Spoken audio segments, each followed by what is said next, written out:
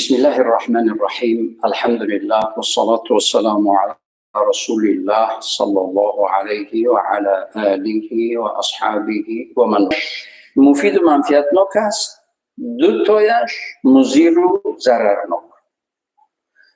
دو خوبی که مفید و منفعتناک است، دیر ساعت 10، هیچ کی نشد ساعت 11، چرا که ساعت 9 نیم، ساعت 10 نیم، یک ساعت خوبی اول یعنی شب برابر 3 ساعت خوبی دیگر وقت است. ساعت 12، ساعت 1، ساعت 2، این ساعت‌های خوبی است که برابر 3 ساعت برابر خوب است. ساعت 3 البته 1 ساعت تمام باید در اونجا بیدار باشید. که ساعت 3 و نیم یعنی صبح میدمد، صبح صادق ساعت 3 و نیم میدمد. در اینجا باید بیدار باشد جوان، با عبادت مشغول باشد، با هر کاری که مشغول باشد اجر دارد، برکت دارد. حتی یکون تمرینای یکون مشقایی که کم کند این برکت دارد در عمرش، در رزقش، در سلامتیش، در آیندهش. این خوبی اول. خوبی اولی مفید، اولی خوب، اولی شب خوب رفتن، بر وقت خوب رفتن، بر وقت خیستن. این مفید ترین خوب است.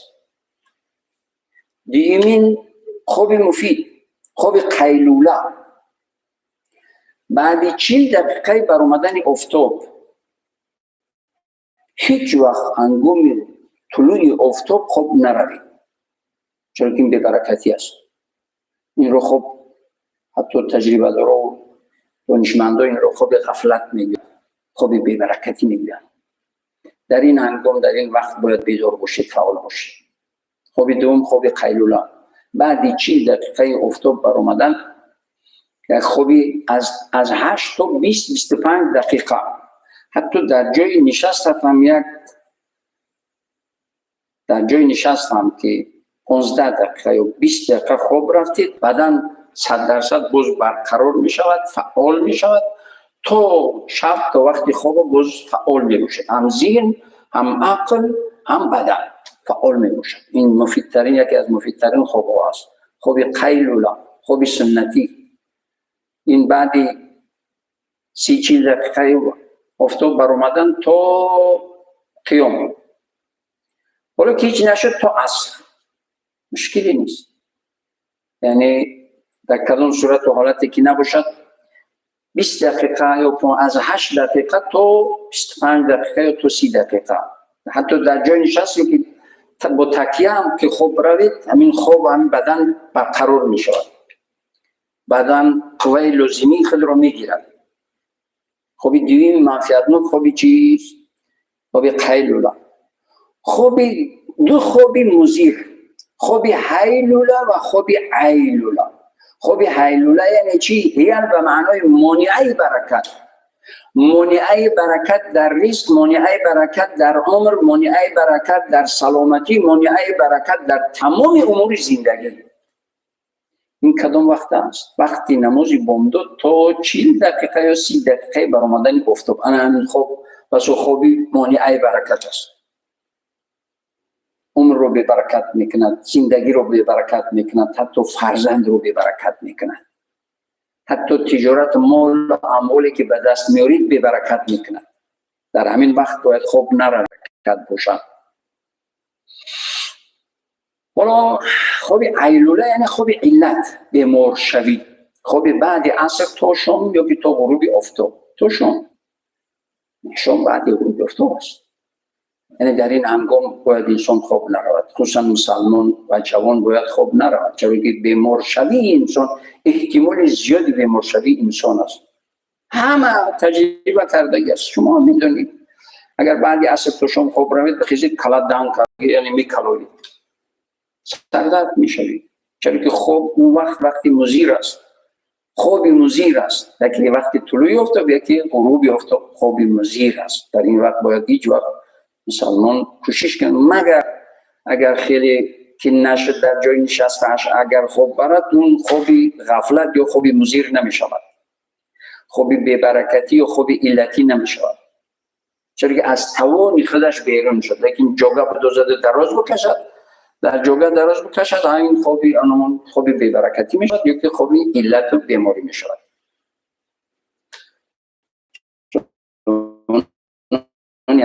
عزیز وقتی که این همه رعایت میکنید، این همه رو رعایت کردید، این خوبه رو یعنی شما مسئولیت حس کردید نسبت خود برای آینده خود، مسئولیت حس کردید و کارهای رو انجام دادید. این کارها رو که انجام دادید پروردگار هیچ وقت آینده شما رو بی برکت نمیکنه، شما برکت مییابید. برای همین احتیاط باشید. حالا مسئولیت جوان نسبت وطن و کشور خود، وطن داشتن، دولت داشتن، حکومت داشتن، یک رهبر غمخور و خیرخواه داشتن، یک جامعه و محیط آرام و آسوده و خیرخواه داشتن. این هم یکی از بهترین نعمت‌های پروردگار است، یکی از بهترین نعمت‌های الهی است.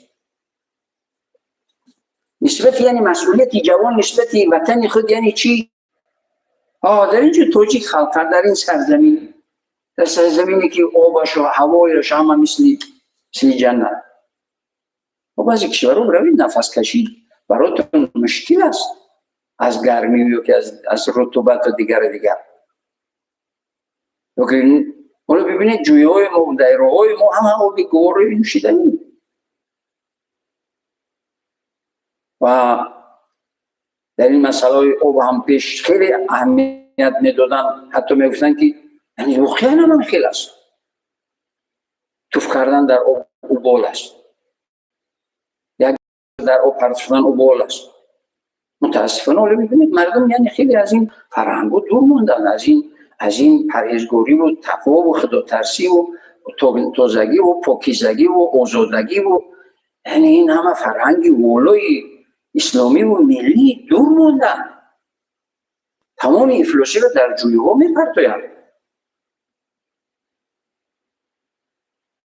و در محلی که ما زندگی میکنیم یک جویه هست، دایم تاکید میکنیم با وجود این 2 ماه 3 ماه بعد اگر یک تازهش کنن چند عربه افلاسی و بگه چی میگن همون چیزی که کودک رو میپشانن نه رو میگیرن در جوی میپرتویند. این از این دیگر به انصافی و از این دیگر به یعنی بعد نگویم خب هیچ ممکن نیست که افلاسی و پلیدی و دیگر رو در جوی آب پرتویند.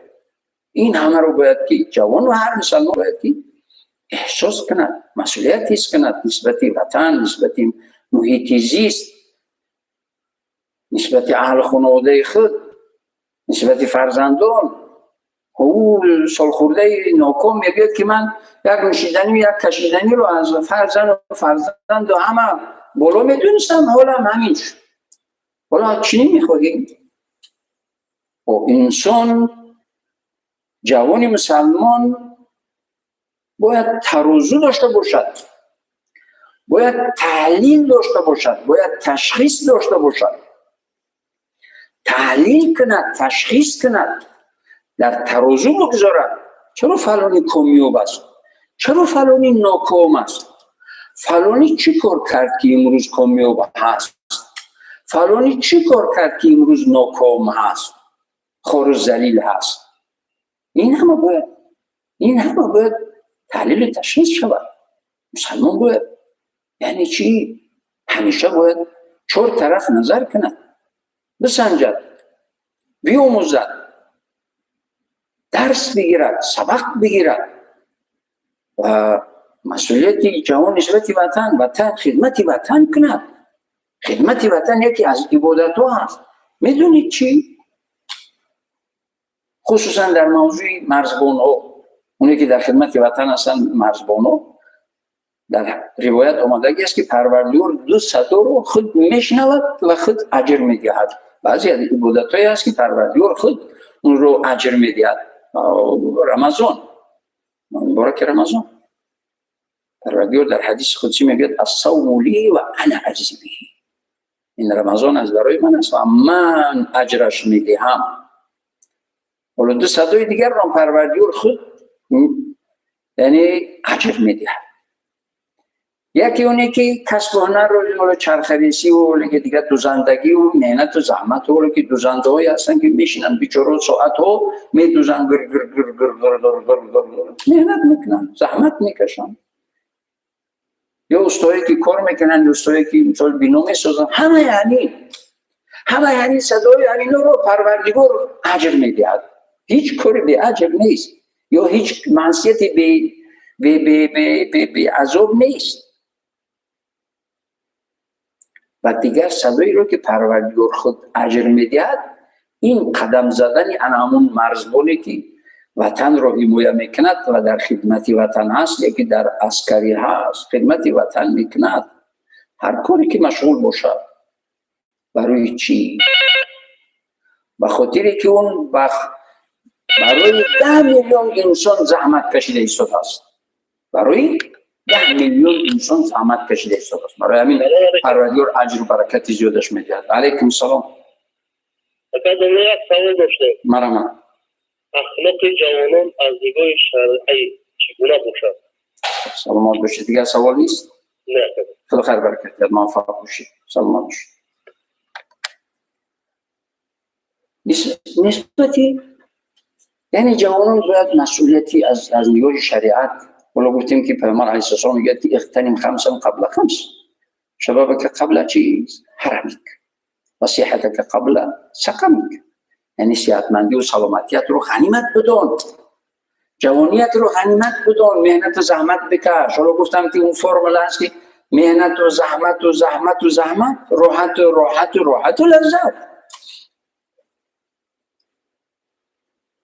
خدا و رسول خدا میگه در جوانی زحمت بکش، بساز آینده خود رو. حالا 20 ساله هستی، حالا که یعنی از نقطه نظر دینی مبینی شخصیت تو 6 سالگی رو شخصیت ساخته می شود، تو 14 سالگی رو تمام علم اسکت کرده می شود. در اسلام این چنین یعنی معنی وجود ندارد که اون که 20 ساله شود یا که 18 ساله شود، وجود ندارد.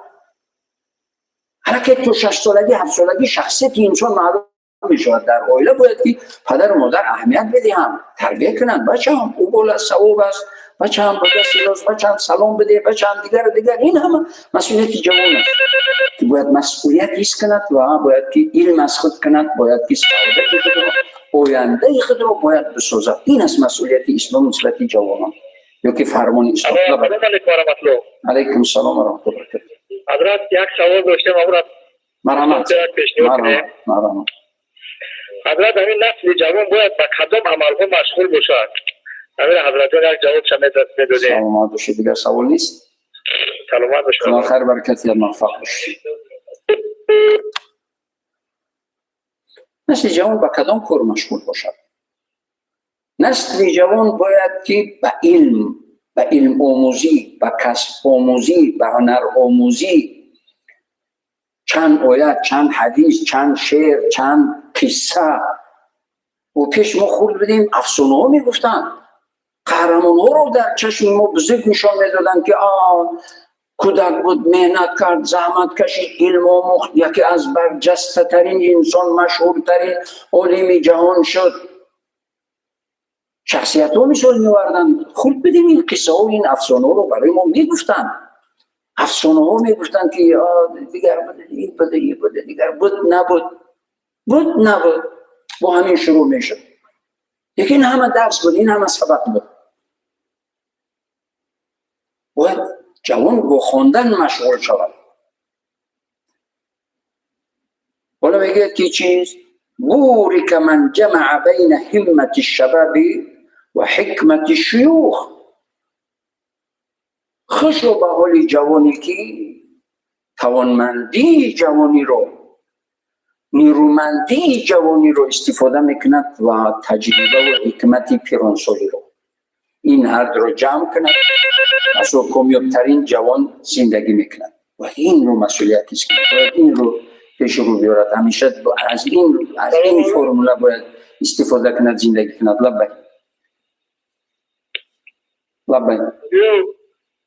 لبای گوش میکنم. مرحمت. سوال داشتیم. مرحمت اوستون اومده شده است. مرحمت الو، میشنوم. گپ زنید. جوانان در جامعه چی نقشی دارند؟ سلامت باشید. سوال دیو، چرا در جامعه ها بیشتر مسئله جوانان رو مردم قرار میدهند؟ یعنی جوانان چی مسئولیت دارن و چرا به جوانان زیاد دقت میدین؟ همین است سوال شما؟ یعنی جوانان چی مسئولیت دارن؟ آینده دولت، آینده ملت، آینده خود اون جوان، آینده همه اهل خانواده و محیط اون وابسته از این جوان است. این جوان آینده این ملت است. این جوان آینده این دولت است. این جوان آینده اون پدر مادرش است. آینده نیکش، آینده بدش.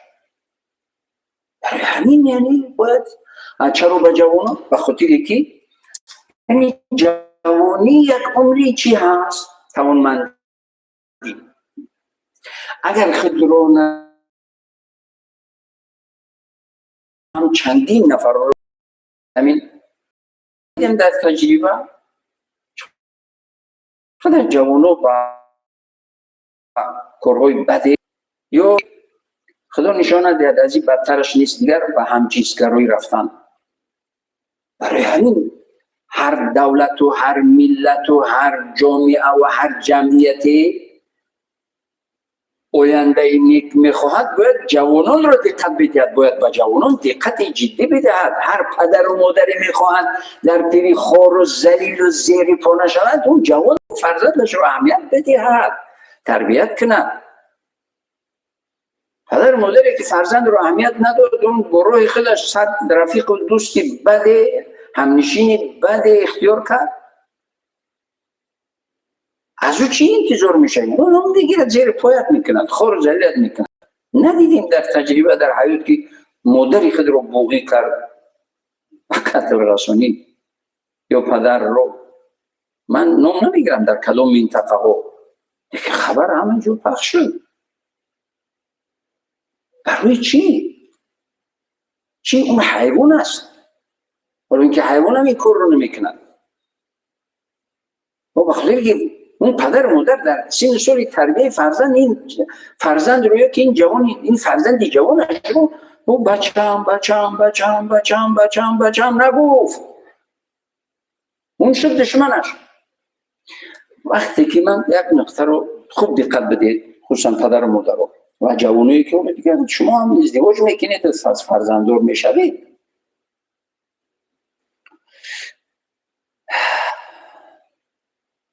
وقتی که پسر رو پدر هر وقت بچم چی حال داری، چی امید داری، چی آرزو داری، چی نقشه داری، چی کار میکنی، با کی دوستی داری، رفیقت کی هست، کجا میروی، کجا رفته بدی، با کی نشستی، چی کار کردی، آیا برنامه داری یا که برنامه نداری؟ چون جوانا، بعضی جوانا خود دخترها باشد خود پسرها باشد و همین نمیدونم که گوه میبینید گوشش رو، گوه بینیش رو، گوه لبو رو، نمیدونم که چی میکنن. چرا چی میکنن؟ یا با معتاد به مواد مخدر میشوند، یا معتاد به نوشیدنی میشوند، یا معتاد به کدام نوشیدنی هایی نمیدونم که یعنی کینچی. چرا چی میشوند؟ اما سوال دادی بخود انسان مسلمان باید به خودش سوال دید که چرا؟ به خاطری که همون جوانه که نه با جوان دختری که الله را مرد مثل نمیدونم که خود دیگر قبیه نشود، یا بینی یا گوشا یا که لنجا یا که رخسارها و دیگر با سوزندارها میزنند، تغییر میدارند در خود رو یک دهشتناک میکنند. دهشتناک است، میترسد انسان از شکل طبیعی انسانی به یک شکلی غیر طبیعی حیوانی خود رو تبدیل میکنن. چرا چی میکنن؟ وقتی ندارن هدف و مقصدی اولی، ندارن برنامه، ندارن. تمام جوان باید یک برنامه داشته باشد. تمام جوان باید یک برنامه داشته باشد، هدف داشته باشد و برای به اون هدف و مقصد عالی رسیدن مهنت و زحمت بکشد. برای همین ما زیاد به جوانان دقت میدیم تا اینکه آینده همه در دست جوانان هست. آینده ملت و آینده دولت و آینده حکومت و آینده هر پدر و مادر و آینده هر جامعه و جمعیت و آینده هر محیط در دست این جوان از آینده چی میشود؟ کجا میبرد؟ چیکار میکند؟ برای همین با جوان زیاد دقت میدیم. باید زیاد، حالا هم کم است، حالا هم چیزی که ما میدیم میکنیم کم است. باید از حکومت از سطح بالا تا تمام انسانی آگاه و بیدار باید که برای جوانان دو چند سرچند دقت بدهند، اهمیت بدهند، نصیحت کنند و پند و اندرز بدهند، راهنمایی کنند. و علیکم السلام. حضرت بخشش با یک سوال دیگه ما یک پیشتر یک سوال دادیم و یک سوال دیگه با ما مرحمت بمان. حضرت همین به جوانان شما چی توصیه میکنید؟ سلامت باشید. دیگه سوال نیست؟ موفق باشید. توصیه من به جوانان چی هست؟ توصیه من به جوانان این است که برنامه داشته باشند، هدفهای عالی و مقصدهای عالی باید داشته باشند و برای رسیدن به این مقصد عالی باید مهنت و زحمت بکشند. نمیدونم که لب و گوش و بینی و چشم و خوش و دیگر. یعنی چی هست این؟ کجا می رود؟ چی میشه؟ درست است به یک بیماری خطرناک، به یک بیماری خطرناک مبتلا می شود، نمیدونه چی کار کنند. ولی من بعض جوانی گفتم هم جنسگرا اکثریت کل 60-70% هم جنسگرا خودکشی میکنن بعد 20 سال 30 سال. این یک بیماری خطرناک، دهشت است. این نیستی ملت است، نیستی دولت است. توصیه من به جوانان که هر جوانی باید در زندگی برنامه داشته باشد، از روی برنامه و نقشه باید کار کند و زندگی کند، زیرا آینده خود رو بسازد. آینده رو با مهنت زحمت ساخته می شود. با غفلت و غافلی و خوبروی و تا نیم روز خوب رفتن نمی شود، هیچ چیز نمی شود انسان. علیکم السلام. حضرت جان خوب هستین؟ سلامت خوب است؟ الحمدلله، خدا خیر برکت کرد. لبیک. سوال داشتم حضرت. لبیک. سوال داشتم برنامه مستقیم است. خصوصا زبان انگلیسی، زبان روسی برای جوانان از نگاه دین مبین اسلام چه خوند داشته باشه؟ سلام چی توصیه میتین برای جوانان؟ سلام باشید، خدا خیر برکت کرد. دیگه سوال نیست؟ سلام باشید. زبانو رو آموختن یکی از مهمترین اصول زندگی هست. ولی ببینید امام ابو حنیفه، من دانشمندای دینی رو باید بیارم، امام بخاری، امام ترمذی، امام مسلم، همه این امامای در حدیث و امامای در تفسیر اگر زبان نمیدانستن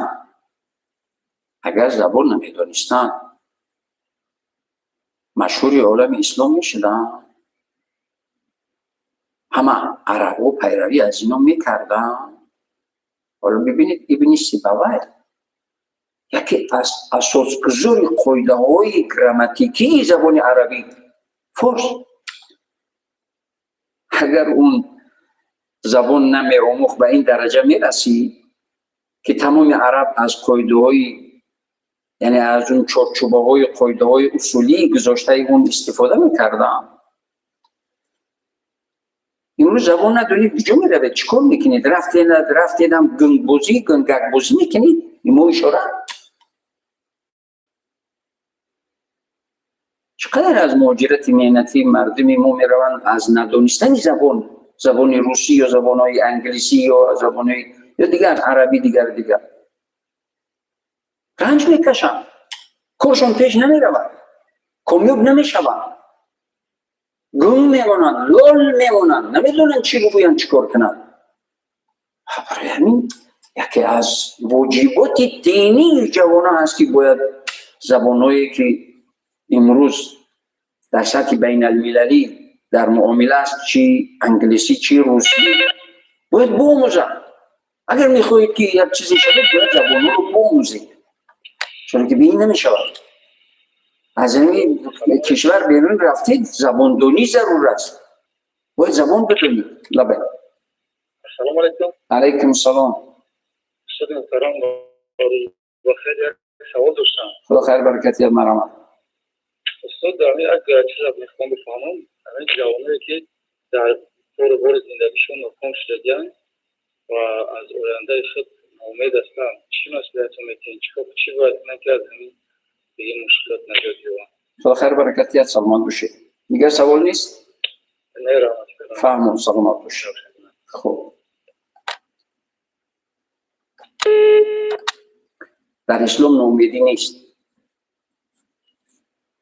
در اسلام مسلمان ناکامی ندارد.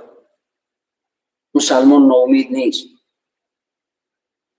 اگر 80 سال هم دارد 90 سال هم دارد باید ناامید نباشد، باید محنت و زحمت سعی و تلاش کند. خصوصا جوانی که حالا خب دیگه هیچ کس ملائکه نیست. اینجا من آشکارتر بگویم هیچ کس ملائکه نیست. مبادا رفت کدام معصیت گناه دیگر تنبلی غافلی کرد، در حال بیدار شود، در حال توبه کند، در حال یعنی محنت و زحمت. یگانه راهی که انسان کامیاب می شود باید چیکار کند؟ محنت و زحمت. میگه لا یتأخر من یرید تقدمه ولا یتقدم من یرید تأخره.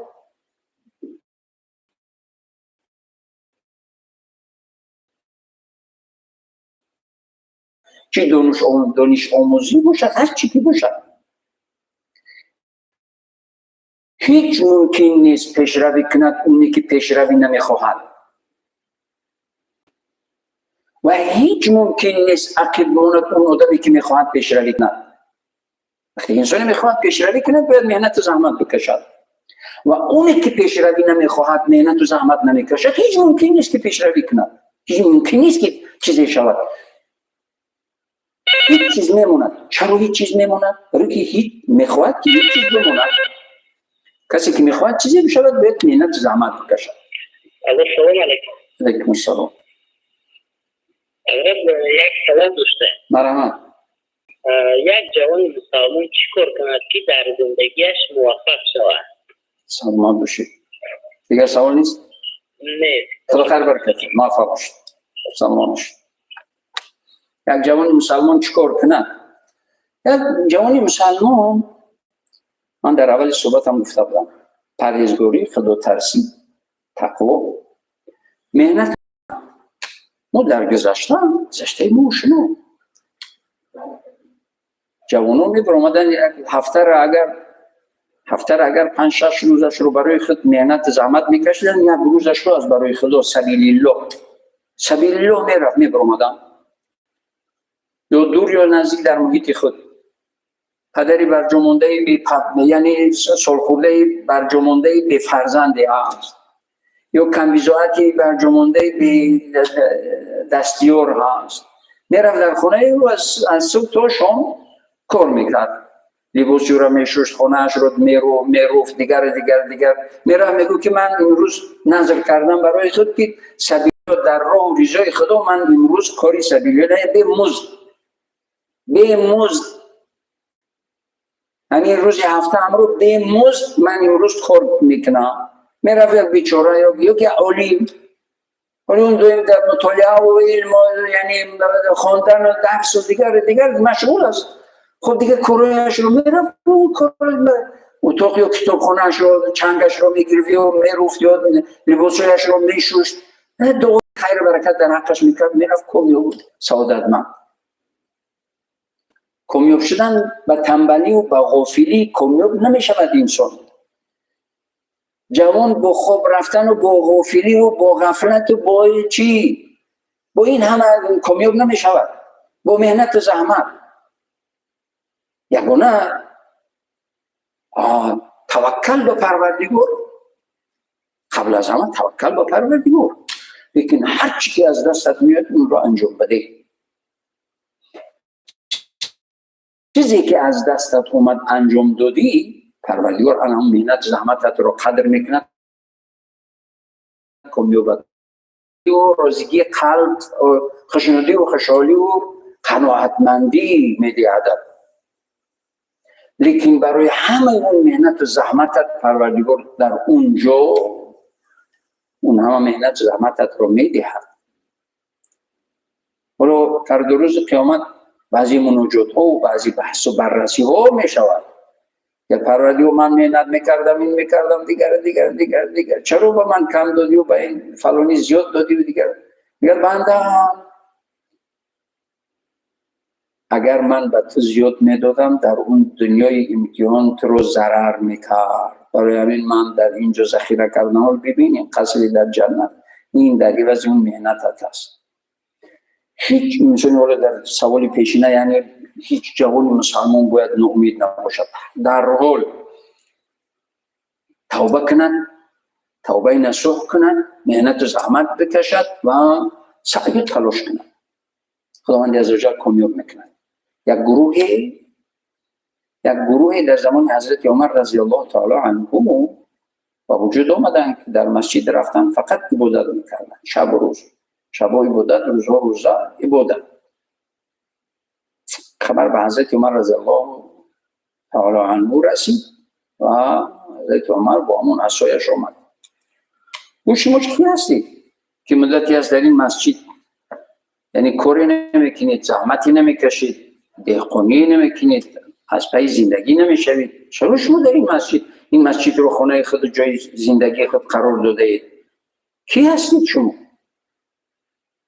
این مجموعه یعنی عبارت از چند نفر گفتند که ما توکل کردگانی در رزق و پروردگار رزق ما میدهد، ما فقط عبادت میکنیم. حضرت عمر رضی الله عنه پرسیدند که آیا شما دیدید باری پروردگار از آسمان تنگه کیلوی نخره یگان سنگای قیمت بهایی رو از آسمان ریزانید پرتافت یا از آسمان چی میبارد؟ گفتن که برف و باران میبارد. شما باری دیدید تنگه و کیلو بارد؟ نه. برف و باران برای چی میبارد؟ گفتن نمیدونید. خب که گفت که نمیدونید شما توکل رو ندرست فهمیدید. توکل این نیست که شما در مسجد باری وزنی برای اهل این محله شوید و مهنت و زحمت نکشید. روید مهنت و زحمت بکشید. برف و بارون به خاطر میبارد که شما رفته اون زمین رو خوب چقر گردباد کنید، جفت کنید، دانه رو پرتوید، بالایش رو پوشانید، بعد توکلش رو به پروردگار کنید که داخل اون یعنی اون دانه داخل اون خوب در دست شما نیست، اون برکت می شود یا که کر میخردش نابود می شود. هر چیزی که از دستت میآید اون رو انجام بده. اون چیزی که از دستت از توانت بیرون هست به پروردگار مناجات کن که پروردگار هر چیزی که از دستم آمد کردم اون طرفش بخدد. همه تا از اول تا به آخر توکل تکیه بخدد. پروردگار خودت برکتش رو بده. پس پروردگار برکتت میدهد. پروردگار برکتش رو میدهد. یک ذل همش پیش کرد که بروید مهنت کنید، زحمت بکشید، زندگیتون رو پیش ببرید. شما توکل رو ندرست فهمیدید. علیکم السلام و رحمت الله. مرحمت سوال داشته باشید. الو لبای گوش کرد شدم آواز میاد لبای. مرحمت. جوانی که در موچه مهنتی هستن توصیه‌شون میدید. سلامت باشید. خدا خیر برکت. سلامت باشید. جوانایی که در مهاجرت مهنتی هستن همیشه در تماس با پدر و مادر باشند. یکم توصیه من. همیشه نصیحت و دعای پدر و مادر رو بگیرن اگر باشن. ولی که نیستن چی؟ با عوض کنندگانی از اون امک هست، تباه هست، کسی که نباشد با کلان قوم در تماس باشید. اینه. و جوانایی که همسر دارن همیشه در تماس با همسران خود باشن. حداقل یک هفته یک بار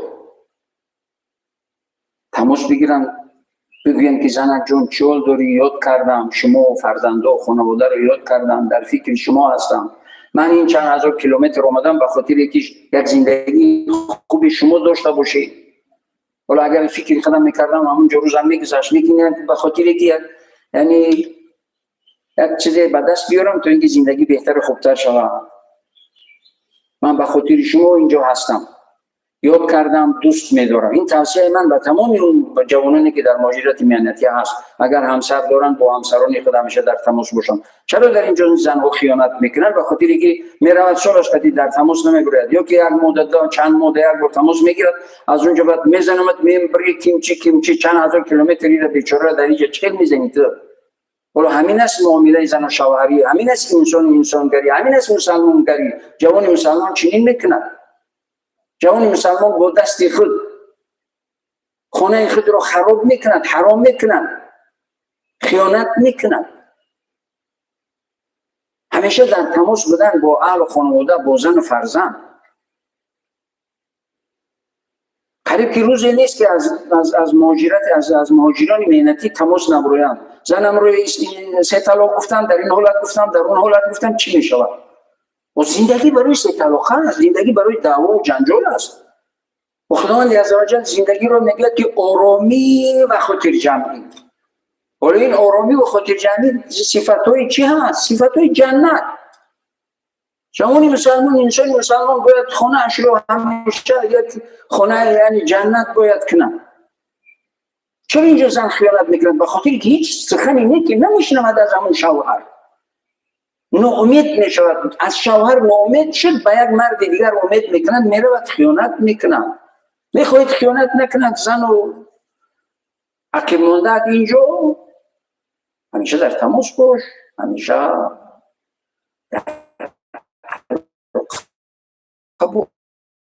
باش، همیشه مهربانی کنه. توصیه دیگری من برای جوانان در مهاجرت مهنتی، پرهیزگاری و خدا ترسی از عقب هر زنهای فاحشی که با هزار مرد حرامی و حرجی و فسق و فجور کرده، یه سازه که نرو، تو طبیعت داری، تو ایمان داری.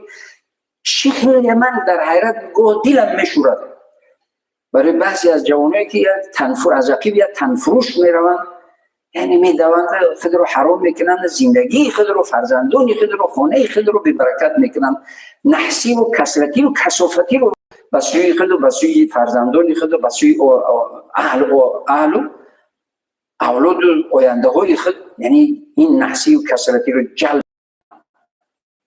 ما باید مسلمان فکر کنه دور.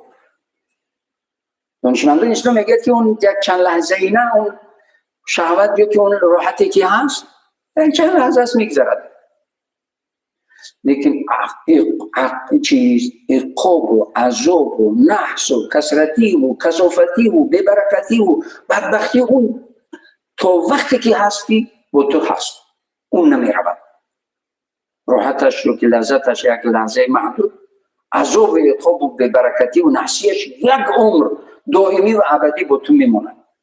برای همین یعنی توصیه من به جوانی که در مهاجرت مهنتی هستن، هر جایی که هستن، از عقب هر تنفروش، از عقب هر یعنی کثیف، افلاس، حتی اون به بعضی زنایی که بیماری سپید یا که دیگر نمودی بیماری ها دارن، میرن زینا میکنن، بعد میان اینجا بیچاره این زنی پاکدامن با عفت خود رو در اینجا بیمار، فرزندان رو بیمار.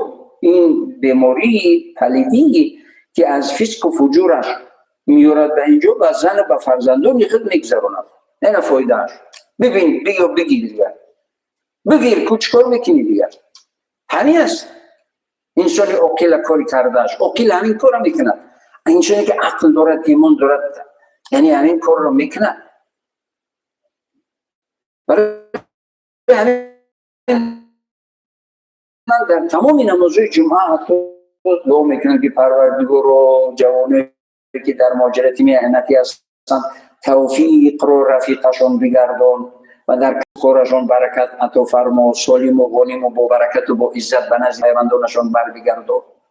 این دعای همیشگی ما برای جوان که در مهاجرت مهنتی هستند، که جوانان باید خود باید آینده خود رو فکر کند. انسان مسلمان هر کاری رو که انجام دادنی از پیش هم، آیا در این معصیت است برکت و معصیت است عذاب و غضب پروردگار هست، یا اینکه این عبادت است خیر و ثواب و برکت است.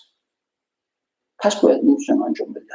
پیش از انجام دادن هر کاری باید انسان مسلمان جوان مسلمان فکر تکرار نشود. روزی نیست که از همین مهاجرین مهنتی تماس نبرند که 3 طلاق گفتم، 100 طلاق گفتم، 1 میلیون طلاق گفتم، این گفتم اون گفتم. دعوای اویلوی از برای خدا عقل کجا هست؟ انسان مسلمان باید خونه‌اش رو جنت کنه و با همسرش بهترین معامله باید معامله داشته باشد. همیشه باید یکی از واجبات دینی جوان مسلمان این است که همیشه اظهار محبت نسبت همسرش کند. زن همسرش رو همیشه باید بگوید که زنک جان زیبا هستی، دوستت می‌دارم. چنین گفتی هیچ ممکن نیست اون زن به تو خیانت کند، هیچ ممکن نیست اون زن از گریبانت بگیرد. اونم انسان است، اونم آرزوها دارد، امیدها دارد. برای همین که میکنم که وقتی جدا شده گذشت از اون چیزی که معین کرده بودیم، اشاره دارم که وقت گذشت خیلی. در اخیر من از خداوند عزوجل به همه بینندگان، همه اونایی که از اول این برنامه ما رو تهیه کردم و خصوصا جوانان، از پروردگار عزت و برکت و توفیق و ایمان هدایت کامل و عقل و فراستی سالم و علم نافع با حکمت.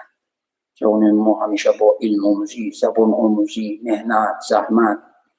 حتی پروردگار میگوید که استعیذ بالله، میگوید که استعیذ بالله ان الله لا یغیر ما بقوم حتی یغیروا ما بانفسهم.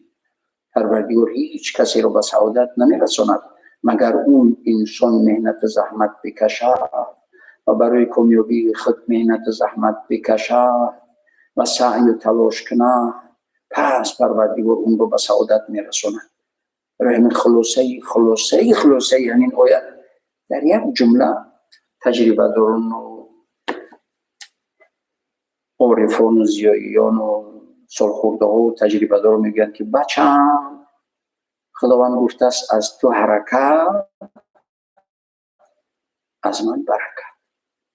خداوند عزوجل تمام حرکت شما خیر و برکت و عزت و سعادتی دائمی و عدی نصیب رو بگرداند. اگر اجازت باشد من سوال اخیر بگیرم با همین جا بس کنیم. لبیک.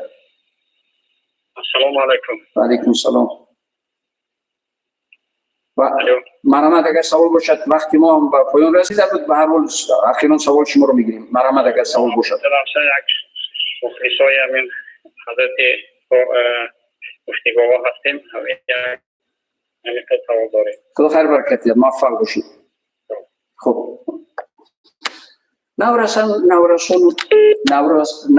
و جوانان یعنی چی؟ باید چکار کنیم؟ نورسان جوانان فرزندان پدر و مادری نمونوی میخواهند. بکرده چون پدر و مادری نمونوی باشه، فرزندان پیروی شما میکنن، نمونوی میشوند. نفری از 60 بالا شکایت از فرزندش کرد. حتی در حضوری من، در پیش من چند بار دشنامه‌های قبیح گرفت و دهانش، یعنی دشنامه‌های قبیح گفت. من گفتم برادر اکای عزیز، دلیلش این صورت سر رویت همت سفید. چند بار در حضوری من اسباب و انجامت رو به دهانت گفتی. با میخوای فرزندت احترامت کنه، این همه دشنامه‌های قبیح گفتی، فرزندش رو میگه که فلانی اوچه استغفرالله. خب باز میخواهد که اون زن و اون فرزند با احترام بالای چشم دیده بردارد. هیچ ممکن نیست. زیر پایت میکنم. همونی که معامله بعد با زن و فرزند داشتن، خودم شاید یک پیر شد به مدار، از گرسنگی مرد دیگر. نه زن و نه فرزندو دیگر، نه خوردنی نه نوشیدنیش دادن، از گرسنگی مرد دیگه. حرکت کردن نمیتونم، در جاش نشسته است. تمام. برای چی؟ برای که بدترین معامله رو با اون زن و فرزند کردگی است. از اون زن و فرزند باید بوی امید است. نورسان و جوانان پدر و مادر نمونوی میخواهند. وقتی که پدر و مادر نمونوی شده، فرزندان نمونوی میشوند. این اخیراً سوال بود. همیشه کامیاب و همیشه موفق و از خداوند عزوجل با دعا برای همه شما عزت و برکت و سعادت ابدی آرزو و تمنا میکنم. همیشه موفق و سلامت باشید. تا برنامه دیگر در پناه پروردگار و الله سبحانه و تعالی باشید. سلامت باشید.